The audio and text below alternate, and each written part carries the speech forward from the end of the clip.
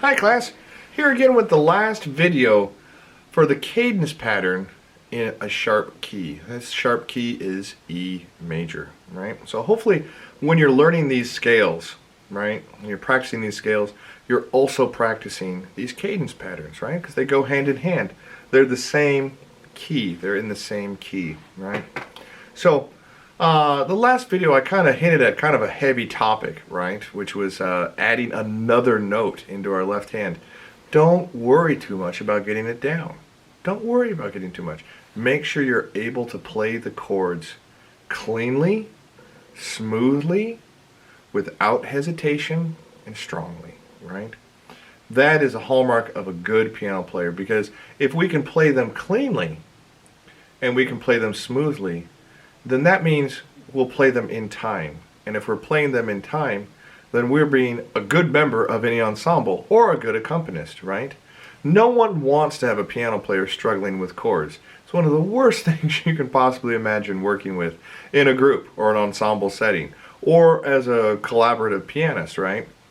Is when your piano player is lagging in chords or doesn't have the rhythm right, it drags the soloist down. It drags the whole ensemble down, because the piano can be such a powerful instrument. It covers such a large range, right? It covers the lowest lows, way lower than a bass can go, by a whole fifth, right? And far higher than any electric guitar can go, right? So it covers a very wide range.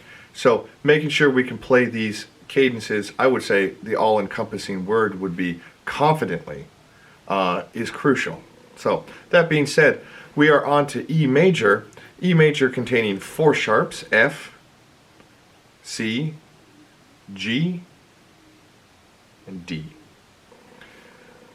The chords in the E major cadence are, hopefully you can already know these by now, E to B to C sharp minor to A major, right? Let's go ahead and flip this camera around and let's take a look at what it looks like on the piano.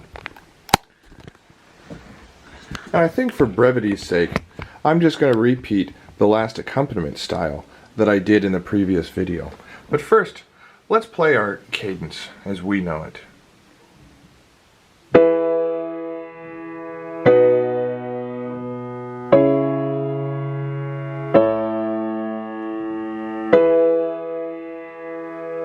One more time.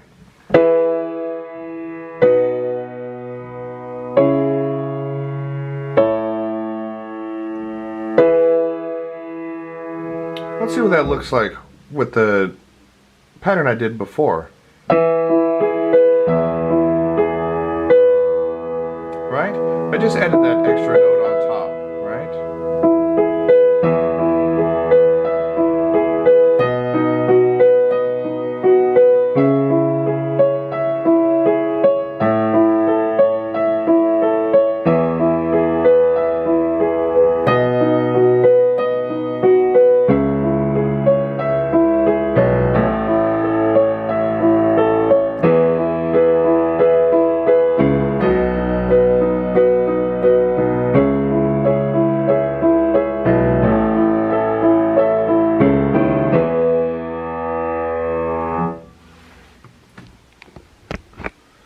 So, some of you might have noticed, class, that my left hand was a little bit more active in what it was doing.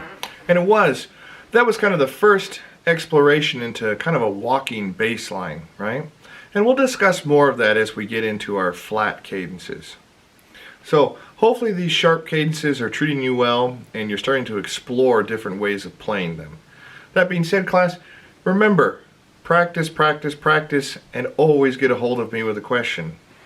Until I see you in the next video, take care.